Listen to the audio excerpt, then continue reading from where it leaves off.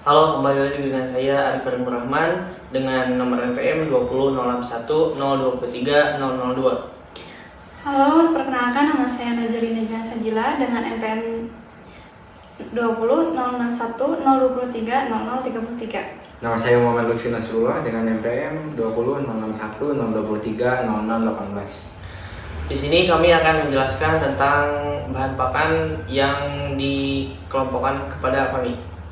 Video ini ditujukan untuk memenuhi salah satu tugas kami, yaitu di mata kuliah BPNTD atau bahan pakan nutrisi ternak dasar atau BPNTD.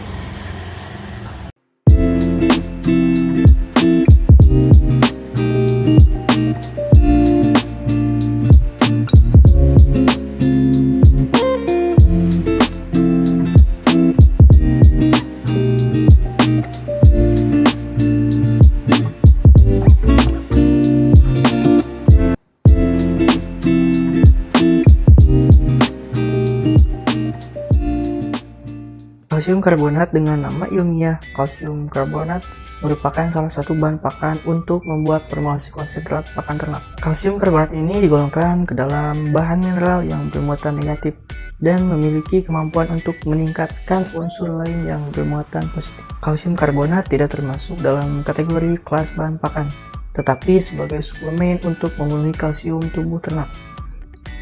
Tidak terdapat kandungan nutrisi dan antinutrisi pada kalsium karbonat ini. Kalsium karbonat digunakan sebagai formula ransum bahan pakan untuk memenuhi kalsium pada tubuh ternak. Batas penggunaan kalsium karbonat ini sekitar 2% untuk konsentrat sulfura dan 5% untuk pembuatan silase. Kalsium karbonat juga digunakan dalam pakan sapi, terutama untuk meningkatkan kesehatan tulang dan gigi sapi. Beberapa penelitian menunjukkan bahwa pemberian kalsium karbonat dalam pakan sapi dapat meningkatkan kesehatan tulang dan gigi sapi, serta meningkatkan produksi peningkatan susu. Selain itu, kalsium karbonat digunakan sebagai pakan ransum ayam, terutama untuk meningkatkan produksi telur dan kesehatan tulang ayam. Terlebih lagi, beberapa peneliti menunjukkan bahwa pemberian kalsium karbonat dapat meningkatkan konsumsi pakan, produksi telur, dan kesehatan tulang. Selanjutnya, premix. Dengan nama ilmiah premix, kelas bahan pakan termasuk ke dalam suplemen. Kemudian, kandungan nutrisi dan antinutrisi. Kandungan nutrisi yang ada pada premix yaitu bahan kering 98%, abu 0%, serat kasar 0%, lemak kasar 0%, protein kasar 0%, fosfor 2%, kalsium 4%.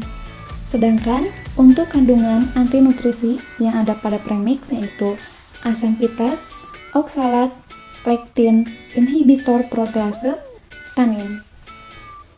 Efek antinutrisi ini biasanya hanya terjadi jika zat tersebut dikonsumsi dalam jumlah yang tidak sesuai atau tanpa pengolahan yang tepat.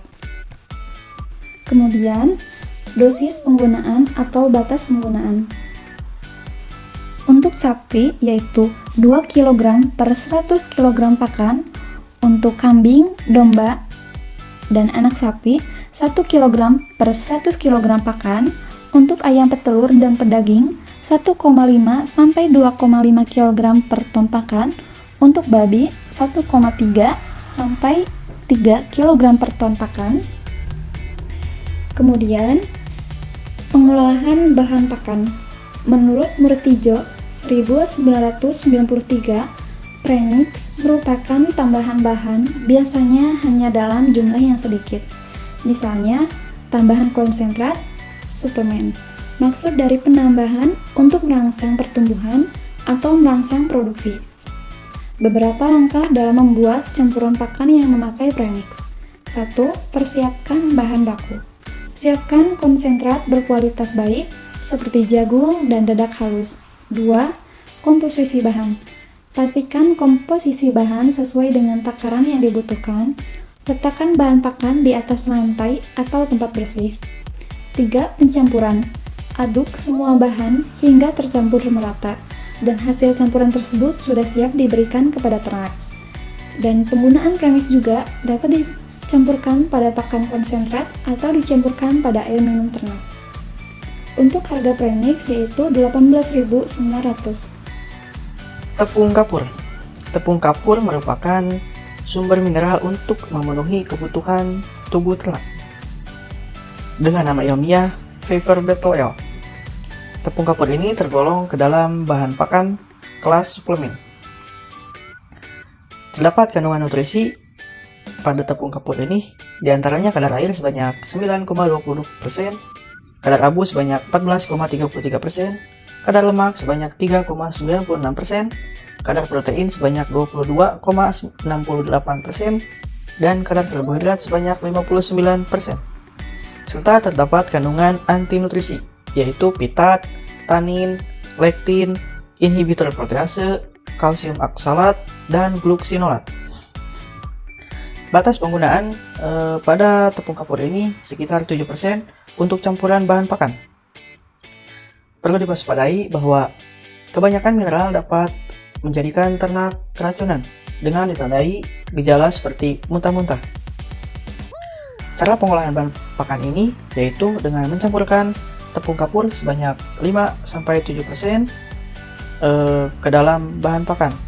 Kemudian lakukan campuran homogen agar hasil pencampuran optimal. Harga tepung kapur ini berada pada 12.800 per kilogram. Tepung cangkang kerang diklasifikasikan sebagai bahan pakan kelas 3. Hal ini berdasarkan keputusan Menteri Pertanian Republik Indonesia nomor 240 OT 014 TK tahun 2017 tentang klasifikasi bahan pakan ternak. Bahan pakan kelas 3 adalah bahan pakan yang mengandung kadar protein kasar kurang dari 6% dan kadar abu lebih dari 12%. Tepung cangkang kerang umumnya mengandung protein kasar sekitar 3-5% dan abu sekitar 90 sampai dengan 95%. Batas penggunaan tepung cangkang kerang pada hewan ternak berbeda-beda, tergantung pada jenis hewan ternak, usia, dan tujuan penggunaannya. Pada ayam, umumnya menggunakan tepung cangkang kerang sekitar 2 sampai dengan 7% dari total ransum. Sedangkan pada sapi, domba, dan kambing hanya menggunakan 0,5 sampai dengan 3% dari total ransum. Adapun ciri-ciri tepung cangkang kerang yaitu secara fisik, tepung cangkang kerang umumnya berwarna putih krem atau putih susu, tergantung jenis kerang yang digunakan dan proses pengolahannya. Tepung cangkang kerang memiliki tekstur yang halus dan ringan, mirip dengan tepung maizena atau tepung beras. Tepung cangkang kerang memiliki rasa yang sedikit asin dan amis, namun rasa ini tidak terlalu dominan dan dapat dipadukan dengan berbagai bahan makanan lainnya.